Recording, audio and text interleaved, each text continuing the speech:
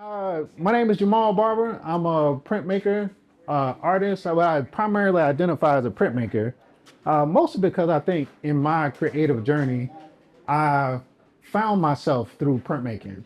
I was a kid that drew all the time on the back of my tests. I drew uh, when I wasn't supposed to, all that good stuff. And it kind of became a way for me to express myself. And I use that because I grew up as a quiet kid in a loud family, I say.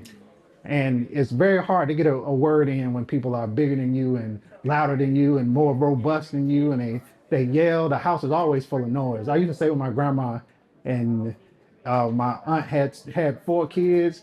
We had 5 kids. My aunt Brenda had 3 kids. Like, so we're all like running around going crazy. You know, Uncle Steve in there drinking. It was a lot going on.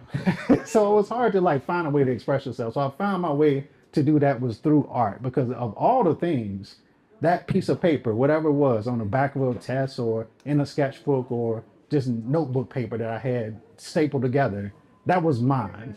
And I knew it was mine, and nobody else could tell me what to do. Nobody else could control me. And so one day you start doing it, you feel a little better about yourself. The next day you do it again. You're sad, you start drawing. You're happy, you start drawing. You're bored, you start drawing. Next thing you know, you're a 45-year-old man that can't do nothing but draw, right? And that's kind of the way it happened. And I'm okay with that. I'm okay with that. It's okay. But it became the way that I expressed myself. So um, to that effect, I used to do watercolor painting. I'm a failed watercolor artist. If I had a choice, I would be doing watercolors and be great at it, but I'm not great at it. And so that always bothered me. And part of that was when I found printmaking, I went to a demo at Bonders where they were doing a screen printing demo. And it was something about seeing it and seeing the process. I just understood it. I knew it. I knew what I could do with it. I knew how I could express myself. And I had a process that I could lean on. So it wasn't just me being lost in the artwork and painting and just painting and painting and painting and painting and painting.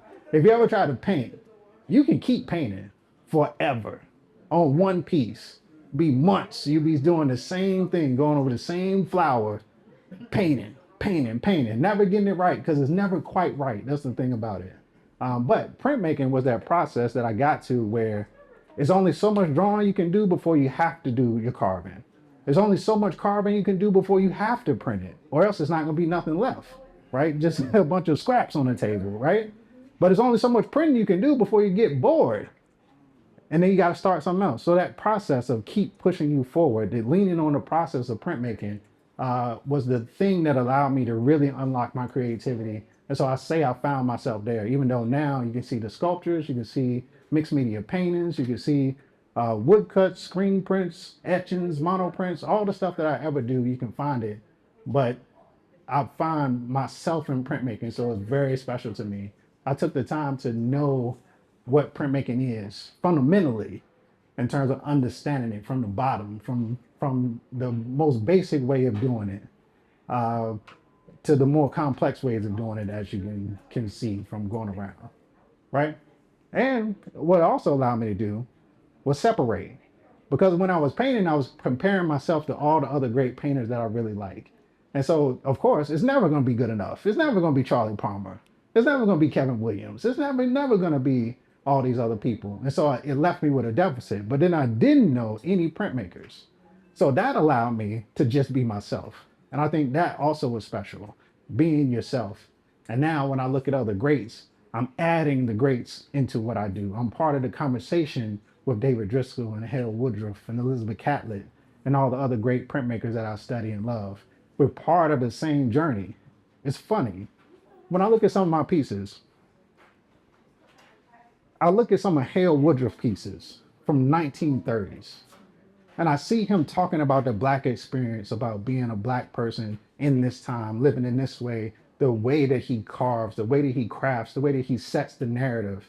And I see myself also now, 2025, setting the narrative, talking about the experience. It's a way in which printmaking, because the techniques are hundreds of years old, right? This is not new technology that we're dealing with. It's wood, ink, paper. Everybody's always had wood, ink, paper. In Japan, they didn't even have that. They used to ink up their fish and make prints of them, right?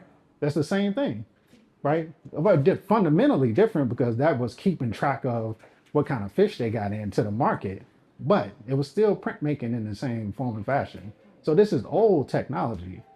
So the process hasn't changed. So when Hale Woodruff approached the process, he had to approach it in the exact same way that I do. And so that to me connects us across generations. And I think that's something special that we can do. It flattens out time. So now we can talk, get rid of all the expertise stuff and just talk about the experience, the conceptual know-how. I tell my students a lot that the art is about you. So my art is about me, whether you see it or not, whether you are connected to it or not, is because I have put that humanity into the mark making that you see. And it has to be there in order for it to be great, to survive, to be able to sit in somebody's living room. I have this talk with a lot of people about art as an investment. I don't look at art as an investment, right? Najee don't want to hear this because he wants you to buy it and believe in the stock market. You should, yeah, go ahead, believe it. But the value really is that if this piece reminds you of your grandmother and you walk past it every day, and every day you just get a little buzz, a little shot of adrenaline, a little endorphins to remind you that your grandma loved you. That's the experience. That's what you get. You get a lifetime of that memory locked into visual art. There's nothing better than that. There's nothing better than me being able to express it. By the time y'all see it, it's out of my mind. Because I'm in the studio, I'm still making stuff. I'm started making the stuff that y'all not gonna see for another 6 months or a year from now. I'm making that now. So this is old to me, right? But we can still talk about it. Yes, please. If you want to. Any questions? I don't just want to be up here lollygagging by myself. Printmaking. You started out drawing in watercolor, which I think you're still great at watercolor. But when did you find printmaking? When did I find printmaking? This was well, I took a class when I got my undergraduate degree in graphic design. I took one printmaking class in there. I paid no attention to it. I was just doing it, which is funny because I did a woodcut in that class that I remembered when I started doing screen print, and then I got into that. And now most people know me because of my woodcuts. So I was here 2006. It was a while ago. I mean, this was when I had a job. Now I'm an artist. So, so I don't got that no more. But that was that. Any more questions? I can keep talking. No, all right. Oh, I'm freestyling. Talk about the pieces you brought up here. Okay, we can talk about the pieces. It's funny up here. And one thing about me that some galleries get sick of me really quick because I never do the same thing too much. Because it's something about once I'm making art based on how I feel. So how I feel changes after I make the thing. I don't feel like that anymore. I don't want to keep going through that process. But when you sell a bunch of them, what the gallery want? They want more. Hey, I want more of that other stuff. What's that good? That purple stuff you just did. I want to get some of that. That black baby. But I'm done with it. Like I'm done with it. Like I've moved on. I'm ready to express something else. I'm ready to try something different. It's funny. The faces on the end. Was that? I carry my dreams. It's a portrait of a friend of mine, Bree. It was part of my first solo show I ever made in Atlanta called Bright Black. This was 2017. It was 2017. And this style, I never carve faces like this anymore. And it's beautiful. I look at it and it's like, yo, this mark making is incredible. Who did this? But it's not the thing that I'm not that person anymore. I'm not the same guy. I don't want to express the same thing. That Bright Black show was my first solo show. And because people were just starting to know me, I was just getting into printmaking. I wanted to think about, if I'm talking about black people, I'm talking about blackness, what is black? How are you describing it? What are you actually talking about? You have to examine that. You can't just make stuff just to make stuff. It just becomes trash after a while, right? Because you had a spark when you started, and now it's just garbage, like Jay-Z, right? And so, I'm not saying Jay-Z is garbage. Jay-Z said the line. Jay-Z said the line. Jay-Z said the line. So this piece was about how we define blackness not just as an experience, but as a sensory thing, right? It is the way that we communicate is how we're treated, and we learn it through osmosis what it means to be black because you see how black people are treated. You hear the witness of other black people. So if you ever go to a school that is 90% white and they talk about black people, they're talking about that one black person from the school that they know. That is how they define an entire group of people. They never outgrow it. They always think, I remember Keisha from high school, that's how black people are. But that's not true. But part of it is like you get defined as a group, but also as an individual in the same breath at the same time. So the idea is that this figure is made by the blackness, the black, literally the ink that I'm using. It's made by the blackness. She is a part of it and defined it and defines the black area herself in all at the same time. Now, I still feel like that. But I don't feel a need to express that anymore. I've expressed it. I'm done with it. I'm ready to move on to something else. This same technique doesn't work when I talk about black babies or I talk about our boys or I talk about angels. It wouldn't work. And so so that style, I kind of did it. I've felt the feeling. I've got the release of it, and now I'm done. Now I'm ready for the next thing, the next release, the next idea, the next connection that I've made with other people. And so that's how it goes. That makes sense? So that piece is very reminiscent because I often look back at those pieces from that era, that bright black era, and I think, damn, that was good. I wish I could get back to it and do it again, but if I did it again, it wouldn't look the same, right? Because I don't feel the need. I've learned so much since that time to now that you have to express yourself differently the more you learn. Yeah. And so how would you deal with if someone was like, "Oh, I really love that. I want to commission a piece like that. Could you do that?" Like, how do you deal with that interaction? Ooh, it'll be a lot of this. You like that, huh? Oh yeah. It was like, but look at these angels. But they're Prince, there's more pages. Yeah, but you have what you have, right? It's four of those, and I don't do large editions. That's kind of a good thing about me too. Is like if you ever get some of my work, it's guaranteed to go up because it's only small editions. You're never gonna see me print 100 of anything, 50 of anything. Like it's too much. It's too much printing. I need to do something else. I want to go play with my son. Like I got stuff to do. I can't be in here printing all day. I still have my T-shirt from Black Star. You got your bright black T-shirt. That's what's up. Oh, you're an OG, original.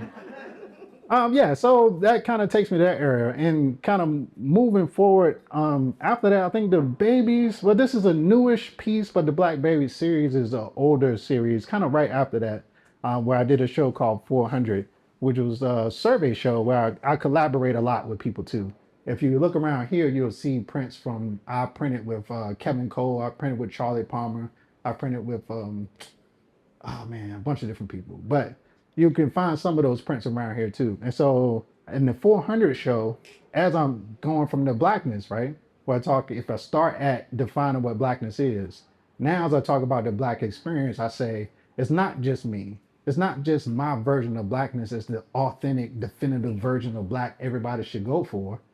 No, this is the conversation with other people, other black people about the experience.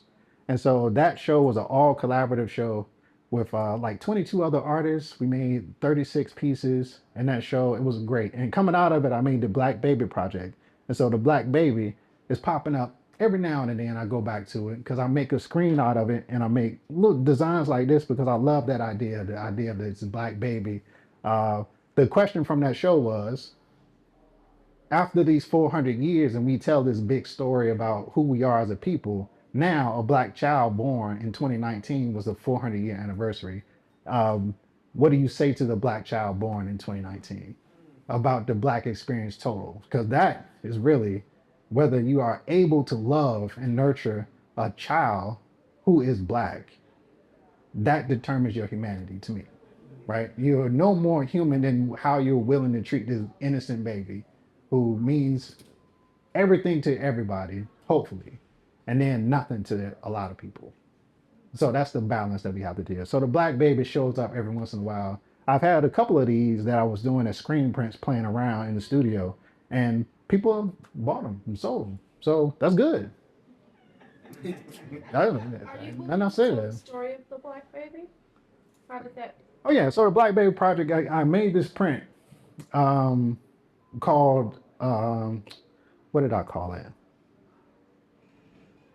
I might have just been called a Black Baby, but the baby blanket was a big woodcut of a baby, and the blanket I screen printed it orange and put DOC on it for Department of Corrections because I had read this study that said they were building prisons based on the grades and information about kids in elementary schools, and so if you using that data to build your prisons, you are either going to do something to make sure they get to the prison or not do something to make sure they get to the prison. Either way, you are guaranteeing this for this baby. So you might as well put the baby in a Department of Correction blanket and send it on to where it's supposed to be at, right?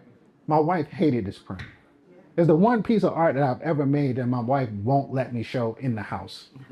It's like you have to take it somewhere else. She didn't like it at all. So part of it, and she has such a reaction to it that I really thought like, damn, I should really redo this, but I can't because I can't unsee the thing that I made. And so I took the baby and I gave it to other artists and I let them determine the future of the baby. So that became part of the 400 show, the project too.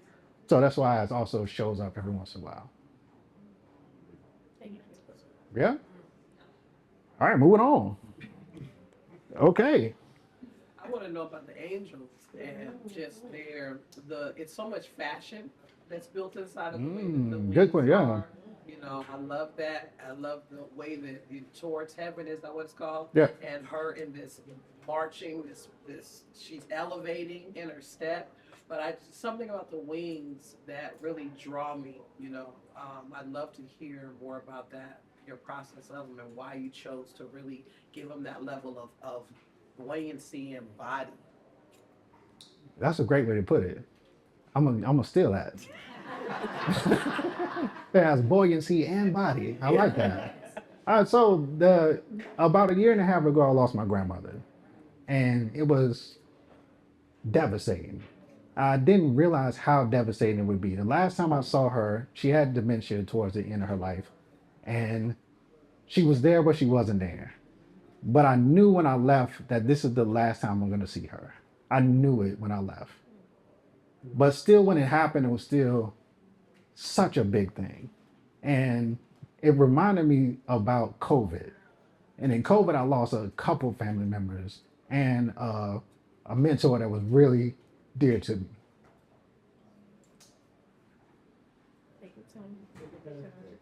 All right.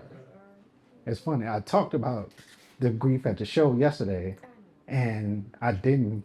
It wasn't too much, so I'm pacing myself so I can talk. But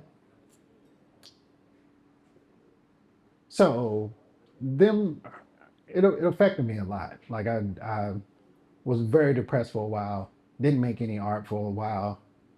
Fell off, and during the COVID, I made these angels, small like what were they, drop point angels, and that was a way for me to like think about it and relieve it and to kind of give credence to the idea that these people have transitioned, that they're gone, but they're not gone.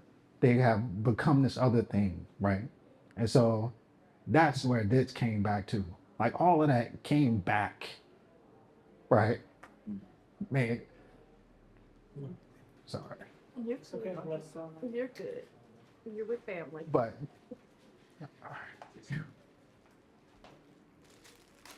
thank you, brother. Appreciate you. So Seemed like it came back with this level of joy, though, in this. and honor. that was the part that I had to wrestle with. That it should not be about sadness because he gave me so much, Yeah. right? But you're human. Yeah, and I miss that she's not here, but she was here, right? She was still here. Everything she gave me is still here. Still me. That's how I am who I am. So no, I should not look at it as this down thing. It should be happy. It should be joyous. She was losing it here.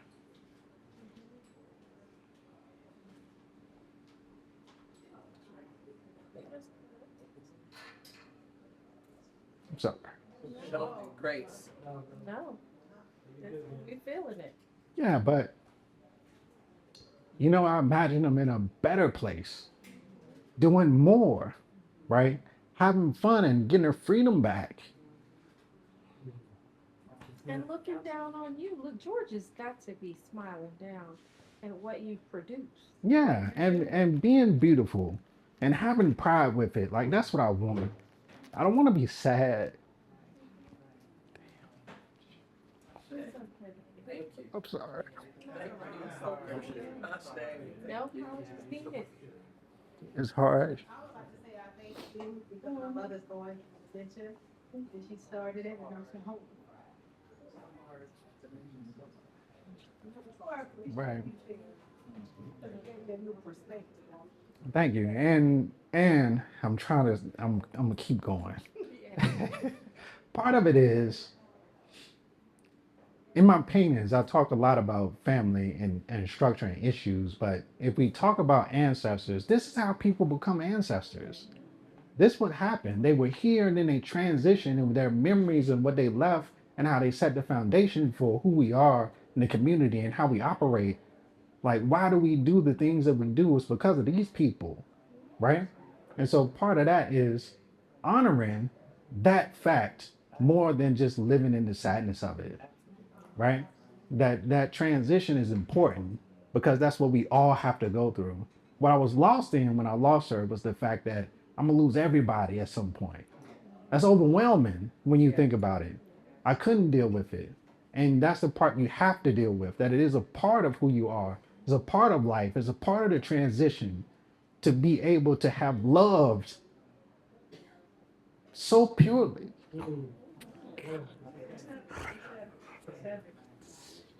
I'm sorry. That's well said. Thank you. True.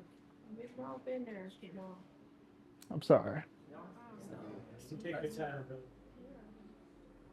But and the more I talk, the more I realize like my art comes from that place.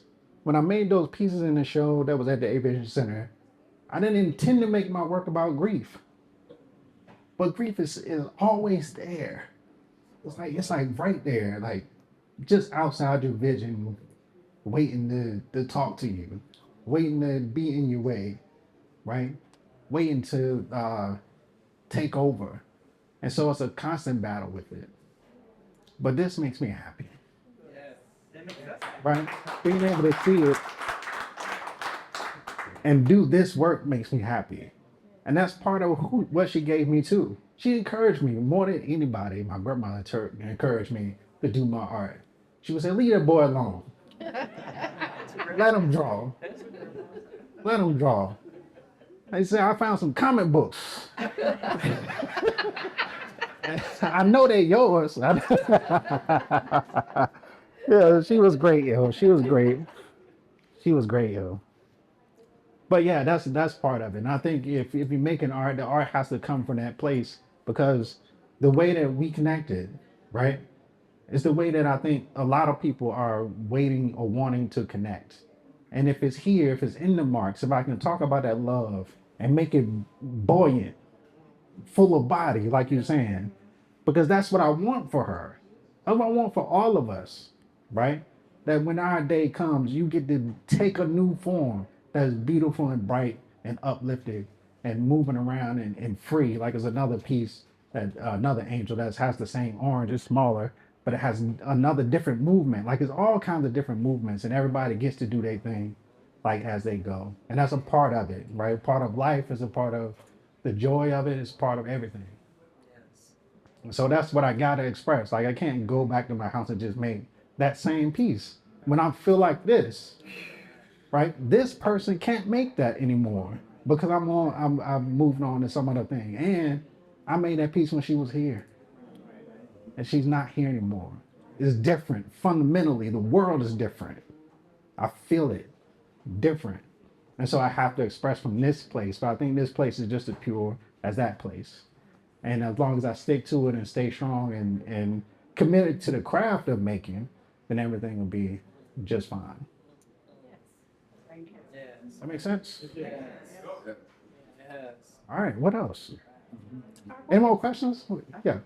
Could you share briefly what you shared with us about that piece on the floor? Because it's really moved my 8-year-old grandson. Can you put it up for me? Yeah. We saw that at a different gallery, and so that was one of his best pieces there that he really admired. And I'm going to share with him what you shared with us, but I think it would be really profound if you shared it. Yeah, absolutely. So from the beginning, I'm a big community guy. I love being in spaces and meeting people. I think it comes from that big loud family that we was talking about. And so the idea that we're all connected in some way, thinking about this thing as blackness and living and enjoying life. Part of it is like, as we acknowledge that part of it, we acknowledge the issues in our community too. And I think there's an issue with men and there's an issue with women. But I'm a man, so I talk about man stuff. I'm gonna let women talk about women stuff, even though I talk about women too. But so when you look at that and you're approaching a problem in the community and you say, if men have a problem, I think men have a problem. I don't know what the problem is, but I think there's a hole there that we need to fill, and it's very hard to fill that hole in a grown man. I've been with grown men in their 30s who cry to me, and we have bawled out crying, talking about how they didn't know their father. That's a big thing for somebody to carry around, to have that sense, that hole in their own identity. And the way that I can approach it, me as a person concerned about the community, is to fix the boys. And how we raise our boys, how we talk to our boys, determine how they grow into men. So what if we uplifted our boys? What if we made the foundation of our lives the treatment of our boys, and to make sure that they know that they love, make sure they know they can express themselves, make sure they know that they support it. So I come up with this imagery. It's abstracted, but it's boys, and I select the images from across time. So if you, I look into historical archives of the Sawatu massacre, and I see boys in the crowd, I take one of those boy faces. I see from, this is my man's name. It was just at the high. But he take these pictures of people in Brooklyn and his boys in the crowd in Brooklyn. I take one of those faces. I take my son face. I take my face. I take all these other boys. Like, they have these ancient pictures of boys being enslaved in a zoo. And I take that picture of that boy. And I'm trying to get to, we need to think about the boys as a linear thing and not see ourselves only in the most tragic of boys. Because we see ourselves in Emmett Till. We see ourselves in Tamir Rice. But that's the only time we ever recognize ourselves as boys. We don't see ourselves as the boys that are second place in the spelling bee. Right? That's not our boys that we think about. We see the boys committing crimes on TV and we think, oh, that's what the boys are doing. That's not what the boys are doing. That's what some boys are doing. Right? Not all of us. And so we have to address that. So if we do address it, and then a lot of it comes down to the position of the pieces, where the boys are uplifted, abstracted, but supported with color, with texture, with Adinkra-like symbols that have messaging inside of them. And then you have the titles. So this one is Our Boys Need Protection. This one on the floor is Our Boys Are Special. Is another board that's on the wall that was Our Boys Need Happiness or Deserve Happiness. So it's like the way that we speak to our boys has to change and be different. And if you take that and it's strange. If I was to go to a boy right now and I say, I love you, I don't want nothing from you, I'm not going to do nothing to you, but I want you to know that you deserve to be here, that you are loved. The boy will feel supported. Hopefully, will be part of the community, embracing the boy and becoming a man that he's supposed to be in the community, a man as we want a man to act, because he becomes whole, becomes a full person. He knows he's supported, so he can make a mistake and not be thrown to the trash, right? Given to the wolves, as they say. He can be supported and loved as he is, for who he is, however he looks. If I say that to a boy and a man sees me, the man will feel it because he sees himself as the boy. And nobody's ever told him that they loved him unconditionally, randomly, with love and purity. And so to me, that's how you heal the man that wants to be healed. This is the thing, is that not all men are at the place to receive it because they are hurt, they are traumatized, they have their own life experience. I don't discount that. But they might need a different message. But this is the only message I can give for them right now. And it's there for them if they ever see it, if they ever want it. And with men, like my folks that were crying to me in their 30s, they weren't crying about their dads to me in their 20s. It became the time where it was the time for them to heal. Became a time when they needed to hear and get that off their chest and feel the love and support. And that's what this is for. It'll be here. It's printed on paper. It's archival. It'll last. You put it in a frame, it'll last. It might make it to a museum one day. It'll last. And then when they're ready to see it and they're ready to receive it, it'll be there for them and they can get it. But hopefully by that time, we can talk to the boys now who become better men. And now those men will take care of the new boys. And now we can start to heal and move, not the dead weight. I don't want to say dead weight. We can move some elements out of our system and flush it, just like drinking water, right? They can drink this love. It'll flush it out of the system and it'll get you where you want to go. And it's slow. It's not, I speak to the community a lot. I speak about community a lot. I know it's not a one-stop shop. I know it's not going to work for everybody, but it'll work for the people that it works for.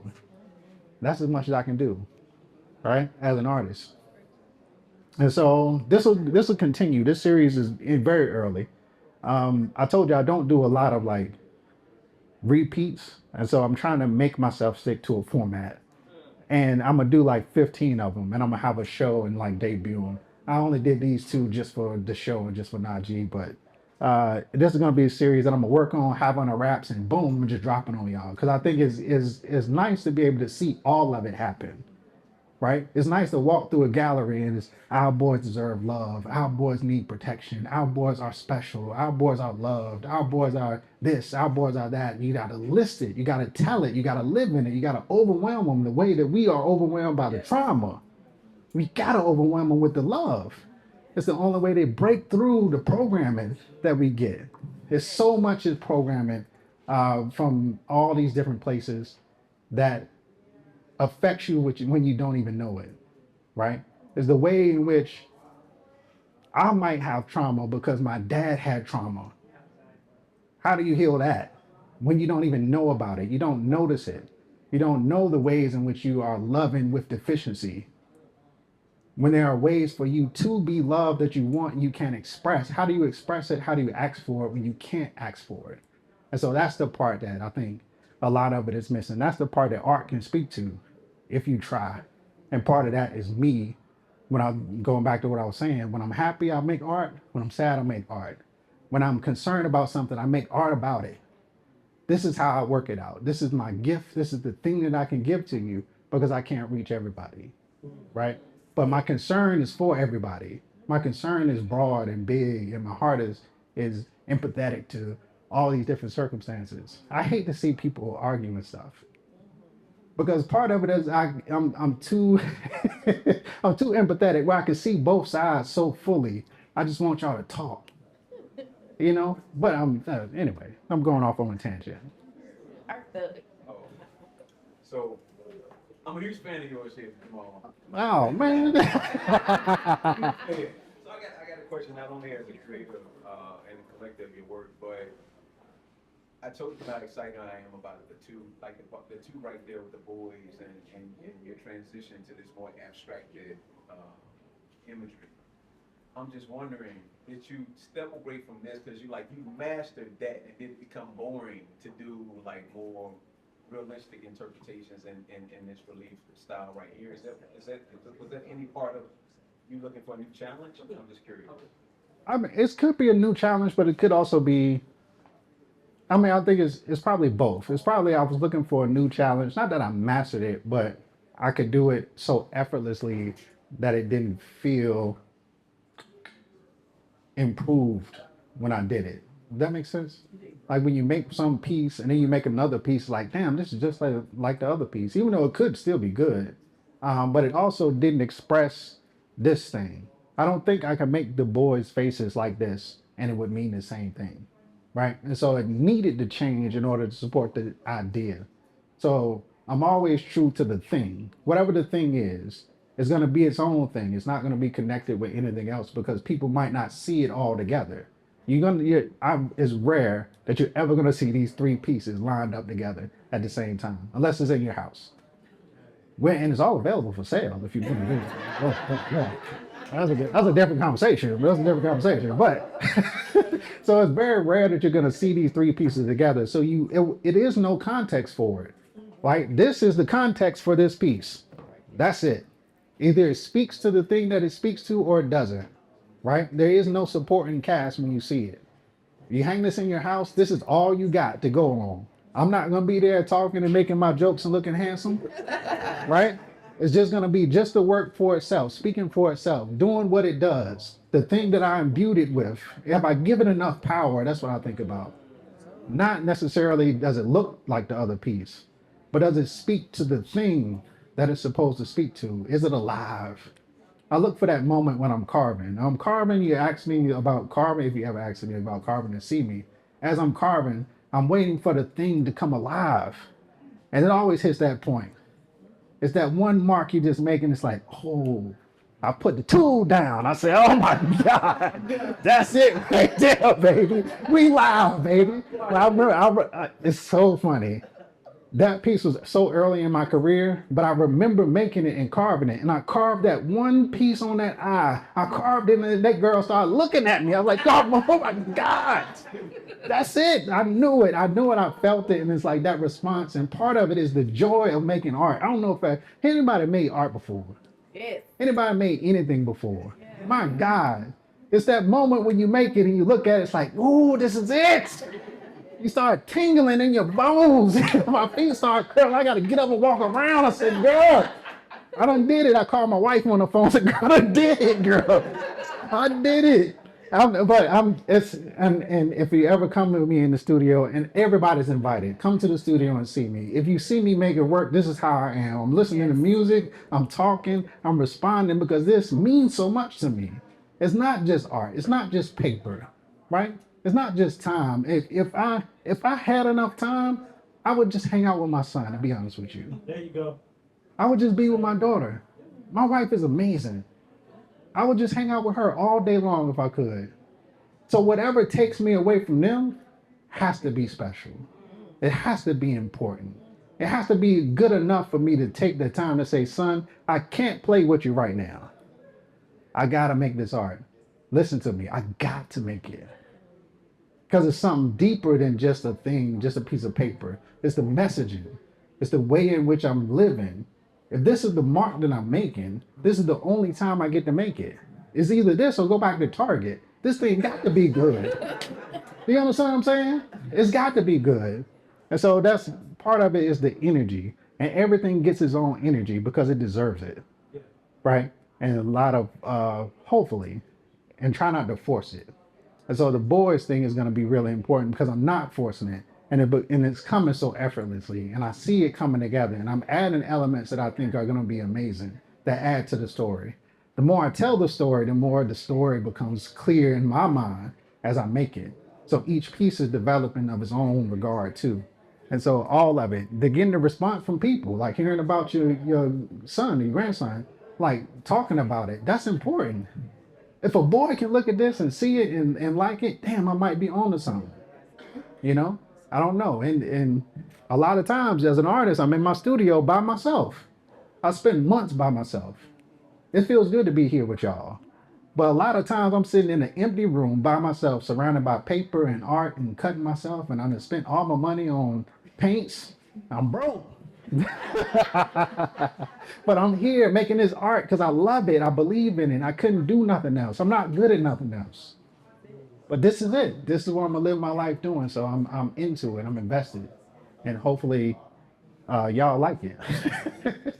Yeah. Could you talk about your use of color and how you determine what colors you're going to use in the three works we're looking at? Oh yeah, for sure. The three, well, for the one, the black, I was using the color black as a cipher for blackness. So anytime you hear me talk, there's a piece back there on the wall, History Part 1, that's in the frame right there. Black, right? The color black represents us as an individual, a system of society. As I'm speaking about it, I don't have to keep saying black because the black is there, right? So you can see it. Now, during the pandemic, I started painting again, mostly because the print studio was closed. I couldn't get anywhere to paint to print things, and so I can't not make stuff. So I started painting. As I was painting, it was kind of like, I'm gonna explore color and try it. And so the difference was, if I'm in printmaking and using black as a cipher for blackness, when I was painting, that same idea didn't hold water. Because using the color black in paint is not the same as when it prints. It's so velvety and dark and rich when you print it. The paint is different. And so to combat that problem, I thought, if I'm talking about blackness, what if I use every color except black? Now, how do you represent blackness? And so that's became part of the journey that I was on to continue to expand how I was thinking, to not pigeonhole myself, even with great ideas, but you're still compressing everything that blackness could be into one color when it could be much more. And so using everything except black, it was a splash, it was gesture, it was movement, it's everything, it's collage, it's like so much stuff in it. I did at the show the other night, Chloe said that I would use 15 colors where she would use 4. Like that's how I think about colors. Like it needs to be overwhelming, like bright and lovely and lively to experience, to simulate the life that I think that black people live as a whole. And so that leaped back into the printmaking when I came back. That like, why abandon all of that color? Why take those lessons and ball them up and put them away? Like bring that into it too. And so that's how I want to look at these. Even though I'm using black for the boards because it sits on top of the surface. And if you ever try to use color, having a color stand out against another color is hard, except for black. You can print black ink on top of anything and it's always solid in black. So that's why I use the black in this one. But all the backgrounds need to be elevated, need to be textural, need to have the simulation of gesture, but with printmaking essence. And so the stamps, these are different stamps inside of here that I made. So I hand printed those, and it's like 3 different wood blocks, like it's carved, like it's a lot of complex stuff in the process. But that's kind of where it came from. And so I'm continuing that exploration as the thing. I think that brown and red, interesting combination. Yeah, yeah. It's why I make wild color assumptions. I don't know where it comes from. I don't know where it comes from. If we would ask me to do it did I write it down? I couldn't write it down for you. Yeah, I just do it. I just do it. And the next thing you know is that's how it looks. And like, oh yeah, you picked that? Yeah, I sure did. I sure did pick it. Any more questions? This is a good conversation. Y'all all right with me? No more? You sure? I got one. All right. We got the right there here at Clark Atlanta University Museum. Do we have a JB in the collection yet? No. There is one. Is there some? Which one? What is it? Which one? There probably is one. I think it's I am. Oh. There's one. I think it's I am. I think it's that one. But one ain't enough. One ain't enough. I'm just throwing it out there. Like, I'm just throwing it out there. Hey, I got more. we need an acquisition budget. I'd love to have a million things. Yeah. Well, thank y'all. It's been fun. I hope y'all like what to see around here. Like it's some really incredible prints around here. And it's really inspiring for me as an artist, especially because I think about like the legacy people that made these artworks in the 70s and the 50s and the 30s. Like, I mean, God, like they were really printing some heavy duty stuff. They were advanced then. Like that's amazing, yo. And so there's a lot of good stuff here, a lot of stuff that make me want to push myself to be even better, whatever that means, you know. Just keep creating. Yeah, to just keep creating. I guess we all Amber Alert. Amber Alert about to find a missing baby. Kidnap the kid. Yeah. All right. So if that's it, if nobody has any more questions, I sure do appreciate y'all for coming to the show. Thank you.